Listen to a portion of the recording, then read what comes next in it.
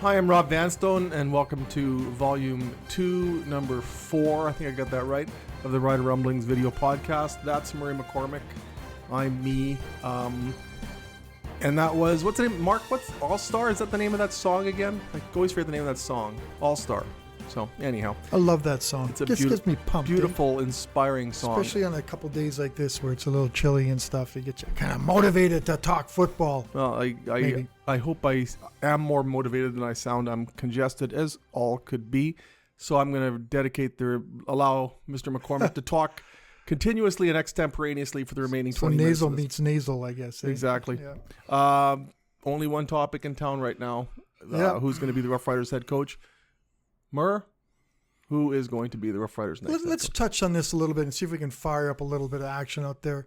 If Stephen McAdoo hadn't had the 2018 season, we wouldn't even be in this debate right now. I think he would have been the no-brain choice to step up to being head coach with this, considering the circumstances. But they can't sell Stephen McAdoo. I don't see a possible way. How could you? You'd have a field day with it, with every column about McAdoo can't do and all this stuff. But so then you go to Craig Dickenson. There's two dream candidates for a columnist. One, Stephen McAdoo. Two, Jerry Glanville. Sorry for interrupting. That's very true, and I think both of them have very small chances of ever taking place. And it's too bad for Steve, because I've talked to him. I know the proof is in the pudding. We saw what was on the field. We saw what that offense did. We saw the problems with it. But there's a guy, a lifer, being groomed to be a head coach. An opportunity comes up with the team that he's with, and they just can't sell him on that. And I don't know how, and you can't. I think Jeremy O'Day's much smarter than that. So you take him out of the equation. Here's a question though: do you allow optics to dictate your choice? If you're Jeremy O'Day and you've interviewed a handful of candidates, say, and you're firmly of the belief that of the five of them or four of them or whatever, that Stephen McAdoo interviewed most impressively, that he's the most prepared to be the head coach, do you, in good conscience, making your first major decision as a Rough Riders general manager, allow optics and public sentiment to influence your decision, or do you do what you think is the right thing? If you let's say he interviewed exceptionally well and you're Jeremy O'Day and that's the conclusion that you've reached. It's like you went speed dating, and of the five people you sat across the table with, the one you would most like to take on a second date is Stephen McAdoo. Yep. How do you act against your conscience? What kind of tone does that set for your tenure as a general manager if you allow optics to override logic as you've determined it? On the other side, the optics do define what's going on, and they do. Do we blame Stephen McAdoo for everything that happened? Like Zach Claris getting injured. He had no quarterbacks. He had no quarterbacks. Receivers weren't great. No, so he didn't have much to work with. Compared to the defense, he didn't have a heck of a lot to work with. So he has to deal with that. But I don't know. I just think the Rider Nation is all looking at this to be the hire, the one to follow the one up on Jeremy O'Day, which, in 6 days, and it looks like a home run. I just can't see this. So maybe you talk, what's the selling point on McAdoo? So other than he's a long CFL lifer, he won a Grey Cup, pretty good offenses wherever he's gone till last year. And how do you sell that? Maybe that's a lot of the sell. You say, look, this man has been a Grey Cup champion with the Edmonton Eskimos. Chris Jones, in whom we entrusted a lot, thought enough of Stephen McAdoo to make him an assistant head coach, the right-hand man, basically. And take a look at 2017 when the Rough Riders led the league with 35 touchdown passes, and seldom was there a reason for anyone in the media to talk to Stephen McAdoo and ask. Nobody asked him what's gone right in 2017. I did. A lot of people asked him what's gone wrong in 2018. And to his credit, he stood up and answered that. And I know the answers. And that's a trait that could serve him well, because he is accountable. Because people didn't like his answers. They didn't find him in depth enough and stuff. Well, he's not going to tell you everything he knows, because other teams watch us. So he's got to keep his information close to him. But he wasn't happy. He heard the boos. He heard everything going on. He knew the blame. He sits up in the box. So he was accountable, very accountable. He doesn't really like dealing with the media. He would always say something, look at me and go, well, I don't either. Like right now, for example. That's true too. But dealing with me, but I think you're nice. But he would always kind of have a word or two for me to see my face. And I go, well, do better. We're not talking to you. So he was, but that's another part. But do you want, as Jeremy O'Day on the other side, do you want to take on justifying your head coach as your first hire when you could maybe find another guy who would maybe step in and be a little less controversial, but maybe a little more disruptive. But I don't know. And this is all founded on the supposition that of the candidates, if Jeremy O'Day were to look at them and say, I really liked Stephen McAdoo then, and we don't know that, but I'm just speculating about ruminating about the degree to which optics should be allowed to dictate the decision. Well, you'll be the optical guy, so you'll be the one. So is he ready to read in our paper every day? Rob's ripping their head coach because they hired the wrong guy. Well, one thing last year did prepare him for is the fishbowl. Yeah. Because I think there was as much, if not more, criticism of Stephen McAdoo than there was Chris Jones. That's very true. So he might be ready from that standpoint. I don't think he's going to be walking in thinking that this is Disneyland. So again, I'm not saying that Stephen McAdoo is the right choice or the wrong choice. I'm just arguing that optics might not be the right basis on which to decide the head coach. Well, there's a community-owned team. There's a community-owned aspect of it, and he's got to do all those kind of things. So, I mean, we don't know. I think if I had to bet, I would say Craig Dickenson at this stage. I think it's shaping up that way. But the thing is, everyone wants to know right now, and we have to let the process go through the process. Like Jeremy O'Day's out there interviewing people all the time, and we're going to keep hearing more interviews. I know yesterday's big news was the fact he interviewed McAdoo and Dickenson. Well, yeah, he said he was going to interview internally, so that's not a surprise. And those are the candidates. Those are the candidates. So he's got to do that. I think he's out there pounding the pavement. He's probably visiting a lot of guys in a lot of airports. Let's meet here and we can go there and talk. And he's going to come up with the guy he wants, the guy that he needs. And as I joked on Twitter, he sounds like he's describing Ken Miller a lot of the time. I thought about that, like Ken Miller wasn't a glamour hire. No. He wasn't a marquee hire. Now, Eric Tillman had the capital in his corner of having just won a Grey Cup as a general manager. Mm-hmm. So, I mean, he could have hired you and I, and people would have given him a mulligan after what happened with hiring Ken Austin. He was going to get, if it was a bad choice, people would still say, yeah, but that's the guy that hired Ken Austin. Mm-hmm. Whereas in this case, Jeremy O'Day, it's your first hire. So I think there's more pressure to get it right, if that makes any sense. But if you can find a sort of an under the radar candidate like Ken Miller, there's so much substance to the man. Yeah.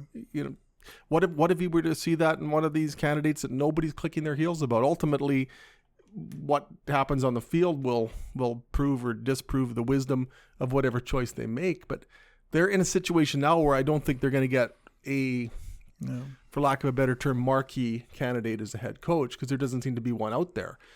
Unless something changes with the Paul LaPolice situation. There's been no speculation about Mark Trestman. So it's not going to be one of those coaching hires that incites somebody to schedule a parade. Even the talk about Mike Benevides, who is another good guy, another comparable coach, but Edmonton's defense wasn't that great in the second half of the season. There's a reason why. The salary cap, but I think they didn't want him back because of the way Edmonton's... And they didn't make the playoffs last year when they're hosting the Grey Cup. That's what I find it funny when all these names... And I'm as guilty as anybody else for taking names and throwing them up against the wall and seeing what they stick. But, we got to look what Benevides did. Probably one of the worst defenses in the league. But let's look at Mike Benevides as a head coach, though. He was in a situation where Wally Buono was there, and there was a specter of Wally Buono the whole time. And it wasn't totally unlike the Greg Marshall situation in Regina. And they still had a pretty good record in BC despite all that. Mike Benevides has never had a chance to be a head coach without the former head coach hovering over him. Even if there wasn't meddling or anything like that, there's still the shadow of a Wally Buono there. There still was the shadow of a Ken Miller here in 2011. Do we know if Mike Benevides can be a good head coach, a very good head coach, in a situation that's more conducive to success? I look at Brendan Taman in 2010, and a lot of people, or 2011, a lot of people thought that firing Brendan Taman was the automatic right decision. But again, Ken Miller was ultimately in charge of football operations, and Jim Hopson made a gutsy call, didn't take optics into consideration, because the optic-friendly move at that point was to fire Brendan Taman. There's your parade. But he stuck with Brendan Taman, but gave him authority. that he'd lacked the previous year. 2 years later, the Riders are a Grey Cup champion. What if Mike Benevides were to come here and have the kind of authority that he didn't possess or couldn't possess in BC? We still don't know that. Yeah.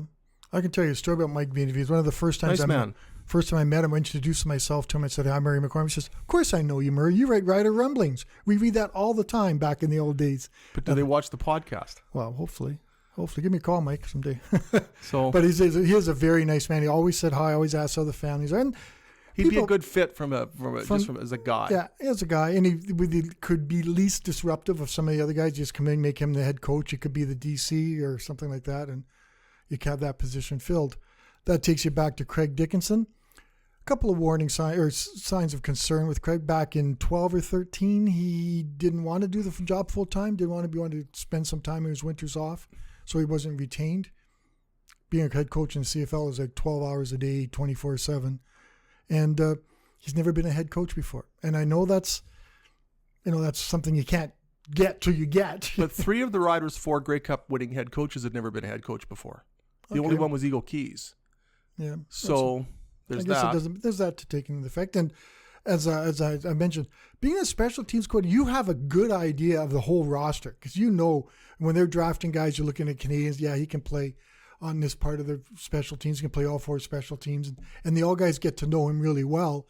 And I've watched them in practice, and they react to him like he's enthusiastic. He knows what he's doing. He expresses himself in a way that gets his ideas and schemes across. Same thing said. It's a whole other game when you're the head coach and you're telling another guy what to do. You know what I like about the idea of a special teams coach being a head coach is that you don't have the offense or defense label. So when you're constructing a team and you got to play it right down the middle, you're not perceived as an offensive coach or a defensive coach. And when you're trying to look at your roster, when you're trying to balance the cap, you're not thinking, well, gee, okay, I'm the offensive coordinator as well. So when we're signing free agents, we'd better give precedence to offensive players, or the converse being finding defensive players. If you're a special teams head coach, a special teams coordinator, and the head coach, you're not preferentially, subconsciously, or consciously treating either side of the football. You're saying, okay, let's build a team. Yeah. We don't have to make sure we have a good defense because that's my defense. We don't have to make sure we have a good offense because that's my offense. So wouldn't that be a nice neutral hiring just because of the nature of his position, of the position that he would maintain in addition to being the head coach? That's a good thought. And as I said, because he knows the team inside out. He's very involved in the drafting. But being a head coach is delegation. There's all those kind of things you have to learn to spread around. So he's got to learn how to do that too. Dealing with the media, I think, would be pretty easy for him. Dealing with people's very easy for him. Yeah, he's very people-oriented, way better than Chris was. Mind you, Chris was okay. He was fine to talk to. He just didn't get that chance very often. No, he just in an informal basis. Never. Like I said, I don't know him. I don't know the man. And do I know Ken Miller? Got to know him a little bit. He got to know his his wife better than anybody. And Corey Chamberlain. I got to know Troy Chamberlain a little bit. I didn't realize how well I knew him until I was on Mount Tremblant, and he was asking questions about my personal life and stuff. I thought, because usually coaches are just football. There's no looking this way. It's all that. There's blinders. And even with the media, like I said, Chris Jones once, I made this up, Chris Jones once figured out the media can't help him win a game. So why is he going to help the media? And is that right or wrong? That's what my opinion of him was. And that's fine. He can do whatever he wants. And now he's going to be working with the Browns and probably never have to talk to the media again. But I think if you look at it, Chris Jones is leaving. There was no real investment in the community. Lived in a hotel. And if you look at it in fairness, this is somebody who in the United States, lived in the United States half the year. That was where he was holding camps. It was impractical for him to live in Regina during the off season. And good luck flying in and out of the city if you're going to or from the States. And as far as during the season, he was a football hermit. So it really didn't serve much of a purpose for him. And he doesn't live in a cook, hotel. he doesn't clean, doesn't do anything. Sounds like a sports writer. Yeah. So... But that being said, I think it would be a good change if we are talking optics now for a Rough Riders head coach to have more of a tangible commitment to the community. Somebody who would buy a house here, somebody who could go to a sports dinner or two, somebody who could mingle with the fans. Chris Jones never really let people get to know him. When they did, I think they generally liked him, but those opportunities were scarce. Yeah. you meet Craig Dickenson, you like him. And I think that would be a real good face for the organization, because there isn't a nicer person in the league. Yeah. And I think his credentials are well established over 16 years as a coach in the CFL. The bloodlines are good. He's smart. And a lot of coaching involves managing people. You're a boss. You've got to manage people. I don't see any issue with Craig Dickenson managing people. That's a given when you're talking about him, is it not? Yeah, I think it's a good point. So what do we look outside the organization? We talked about Mark Trestman, I think, is a non. Who knows? We can't know. Maybe that'll flare up again, but I would doubt Is Ken Austin even in the picture? It gets, obviously he says there's zero chance, so there's zero chance of him coming back. Jerry Glanville, be funny, but 77. I think there's a little bit of a youth movement going on there, a little more than that. Who's left? I think we pretty much mined the La list. Police and Jamie Elizondo. And, people are up in arms about Winnipeg declining their opportunity to interview them. They're within their rights to do that. And I think it just creates an employment situation where one of your top employees, you just said, no, you can't move on to a better position. You got to, and supposedly Paul LaPolice is upset about this. What goes around comes around, though. Yeah.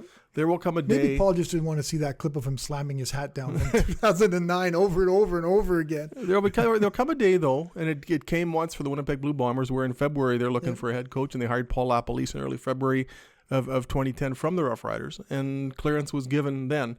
Who took over as OC for them when they did that? I'm sure there will be a day when down the road where the Winnipeg Blue Bombers once again in February, March, are looking for a head coach, and they'll be asking people, "Can we talk to your people?" Yeah. It's a very small tent Should that they live allow in. them? Should they allow them? Absolutely. Absolutely. We're not.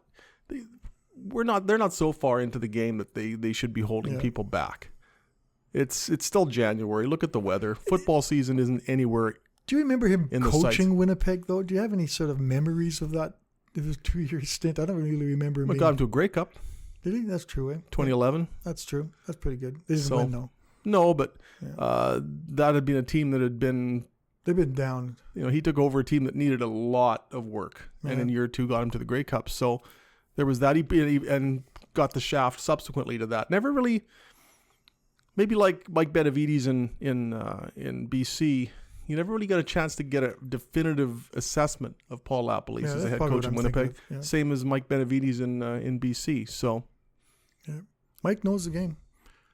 I don't know. You want to talk about free agents? I guess that's. I don't know. Number 1 signing the Riders must sign off their own team. Well, Willie Jefferson. Number 2. You mentioned in your story Naaman Roosevelt. Yeah. I don't know. I mean, they Shaq Evans had more receiving yards than Naaman Roosevelt last season. Roosevelt was hurt near the end of the year, but he wasn't their best receiver when he was on the field. They didn't have quarterbacking either. But he led that team. He was the guy who organized the nights out at Memories. He, if a guy was having problems adapting or learning about Regina, he was first guy to step up. So, he tried to help. I think he tried to help Duron Carter steer him along the right way. But Jordan Williams-Lambert gone, I think it increases the necessity of they got to get re-signing. someone and they need someone with some veteran experience. Like Patrick Lavoie can play fullback and slot back and stuff. And Jake Hardy can come back. Here's one. Weston Dressler was a free agent. Yeah, we know. If you'd asked me that question, a couple of January 15th or January 14th, it says no way. He's not a Chris Jones type of guy.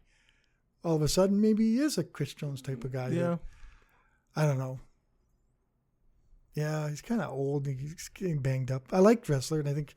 But when he played for the Bombers last year, they were a way better team than when he didn't play. And I've always said this. The numbers bore that out. I've never and still haven't seen a guy practice as hard as Weston Dressler. Never, ever, not in my life have I seen a guy put in every practice, every step, every route was like it was the most important route. And I always respect him for that. And I think if people go to a practice and wherever, then you watch Weston Dressler and you see how you got to practice to be a pro. And he truly sets the standard in my mind. The Don Narcisse Roger Aldag school of you're there to practicing. work. You've got to make the team every practice. That's like Jason Claremont was like that. And Duron Carter was never like that.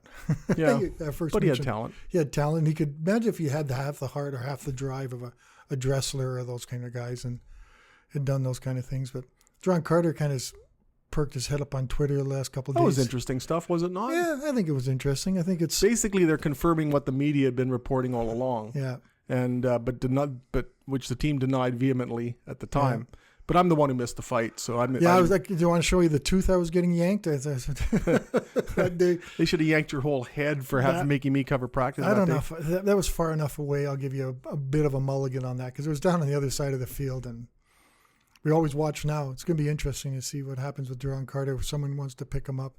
Somebody will. So talented. Just think last year when we were talking about him playing both ways. A generational type player, kind of guy that's going to change the way the CFL is thinking. And he's only 28. He can still be that guy. But found out he really couldn't be that guy under the current. Well, they totally messed his situation around last year. Put your best receiver at cornerback. That's really ingenious. Exactly, yeah. So whose fault's that? Maybe that doesn't help Stephen McAdoo's case. Is that McAdoo's back? Exactly. I have a doctor's appointment, so I must run that's walk very good. slowly. You want me to read this? Murray, please read the thing at the end. Thank you. Sorry to so abruptly terminate the podcast. Today, I just wanted to say that Rob is looking good. He's if you follow him on Facebook, he's being accountable himself, trying to eat better, sleep better, work out a whole lot more, and maybe there'll be less to see of us as this podcast progresses. I hope so. Week by week, I want there to be there's some kind of difference visually. Well, I can see it already now. You shaved and you didn't cut yourself. I got myself somewhere around there. Oh, okay. Anyway. Well, here we go. I love doing this part because I love being Please rate us on iTunes and leave a review. It helps us grow the podcast. If you'd like to send us a question, you can email me. Oh. Huh? Email Take Rob. Two. Sorry. Ooh. Let's try that. If you'd like to send us a question, you can email Rob at rvanstone@postmedia.com, and we might read your question on the show. And as an added bonus, we'll answer it too. We're trying to grow the podcast, but not the podcasters.